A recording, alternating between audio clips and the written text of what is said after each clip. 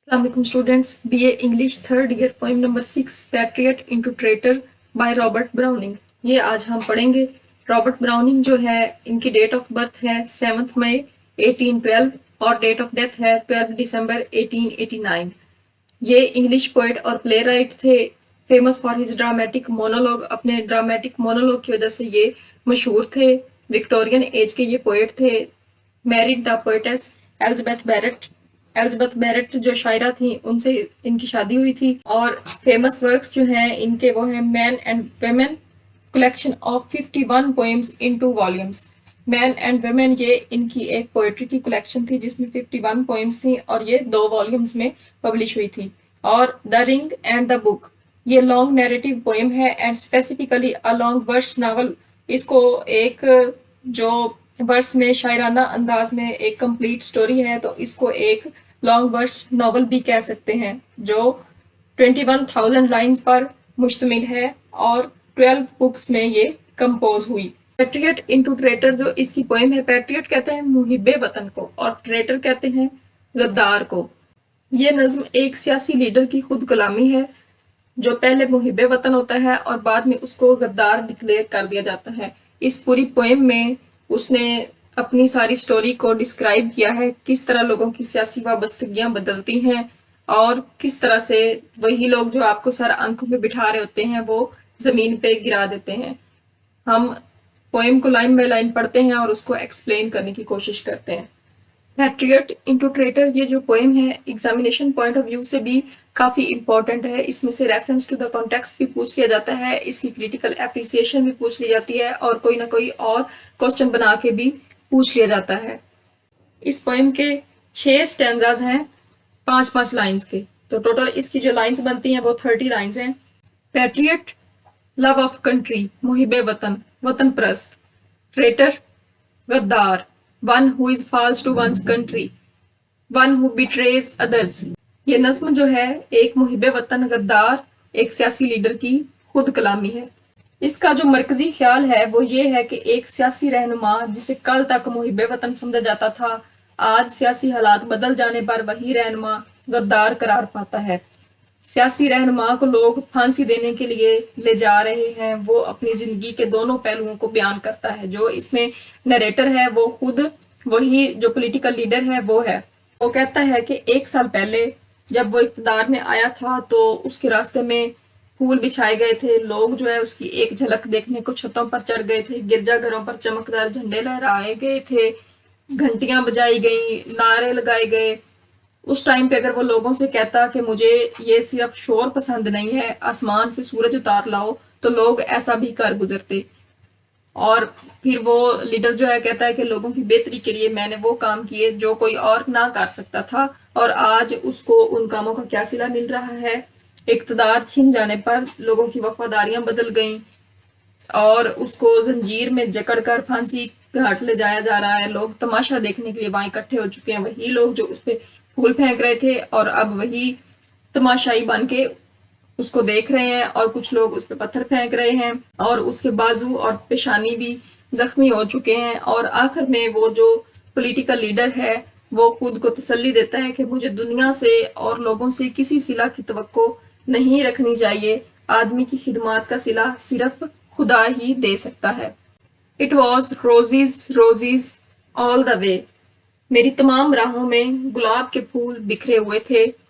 With metal mixed in my path like mad, इनमें पागलों की तरह या दीवाना वार मेरे रास्ते में खुशबूदार पत्ते मिले थे।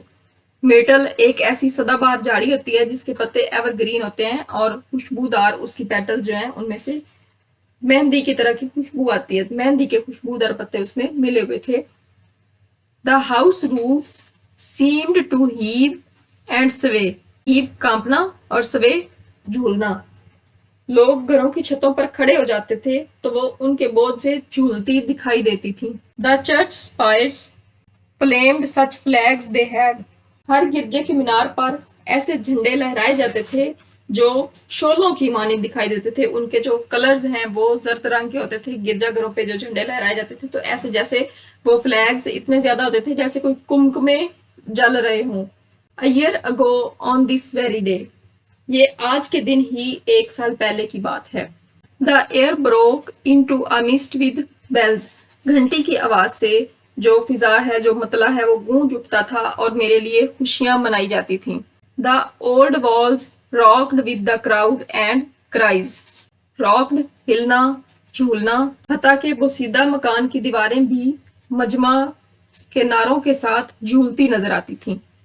हैड आई सेड, अगर मैं कहता, ये यहाँ पे हैड शुरू पे लगा के इसको कंडीशनल सेंटेंस बनाया हुआ है।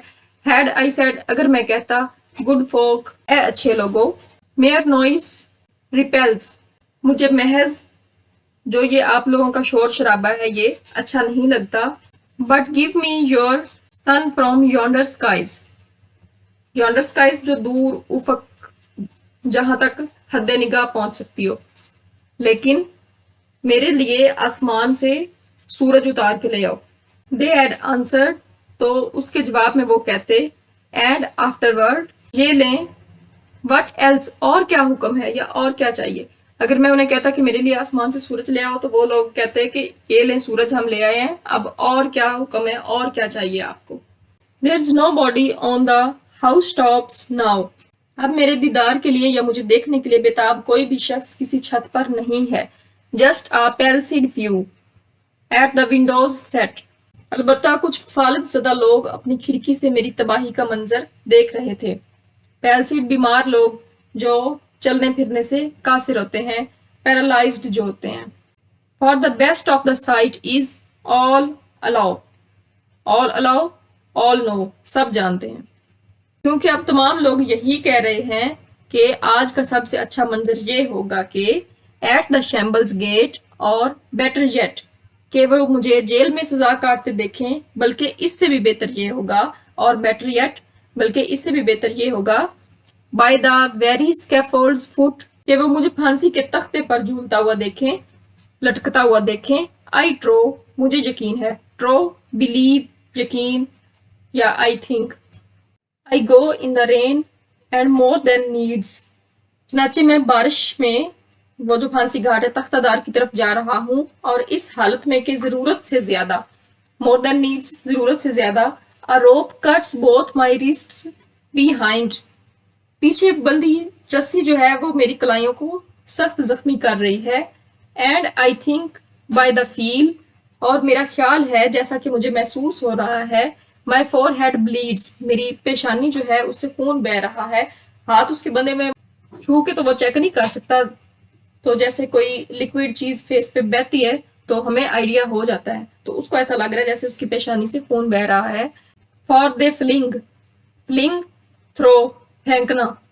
हुएवर हैज अ माइंड, हर वो शख्स कर रहा है जिसके पास अकल है, वो फेंक रहा है। जिसके पास भी कोई सेंस है वो यही समझ रहा है कि उसके ऊपर पत्थर फेंकना ही सबसे ज्यादा जरूरी है।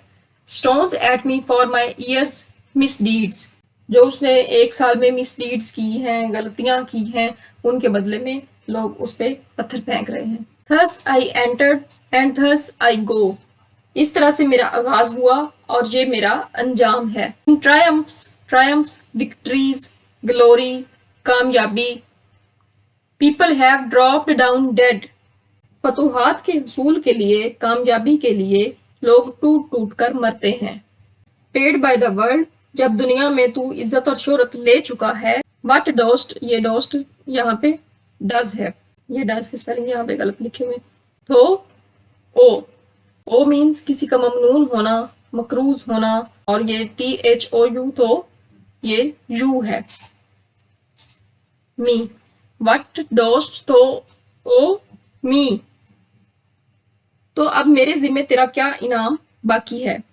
गॉड माइट क्वेश्चन, हो सकता है कि खुदा मुझसे ये सवाल करे कि जब तुम दुनिया ही से अपनी इज्जत और शोहरत ले चुके हो, तो अब मेरे जिम्मे तुम्हारा क्या इनाम बाकी है। नाउ इंस्टेड, इसकी बजाय, टीज, TISTs, ये है इट इज। ये स्लैंग वर्ड है। स्लैंग वर्ड कॉन्ट्रैक्शन को कहते हैं, जिसमें वर्ड्स की शॉर्ट फॉर्म लिखी जाती है। टीज जो है ये एक स्लैंग है, यहाँ पे ये होगा it is. God shall repay, अगर इसके बरक्स खुदा मुझे मेरा इनाम देगा। आई एम सेफर सो, लिहाजा अब मैं ज्यादा महफूज हूँ। अब जो वो पॉलिटिकल लीडर है वो खुद अपने आप से ही बात कर रहा है कि हो सकता है खुदा मुझसे ये सवाल करे कि तुम्हें तो सारा कुछ दुनिया में मिल गया था, इज्जत और शोहरत, तो अब मेरे जिम्मे क्या बाकी रह गया है। तो इसकी बजाय मेरा खुदा मुझसे ये सवाल करने की बजाय मुझे इनाम देगा, क्योंकि उसको पता है कि दुनिया के लोगों ने मेरे साथ क्या किया है। फिगर ऑफ स्पीच या इंपॉर्टेंट पॉइंट्स जो हैं इसमें, जो क्रिटिकल एप्रिसिएशन लिखने में हेल्प करते हैं हमारी, एक तो ये है मोनोलॉग।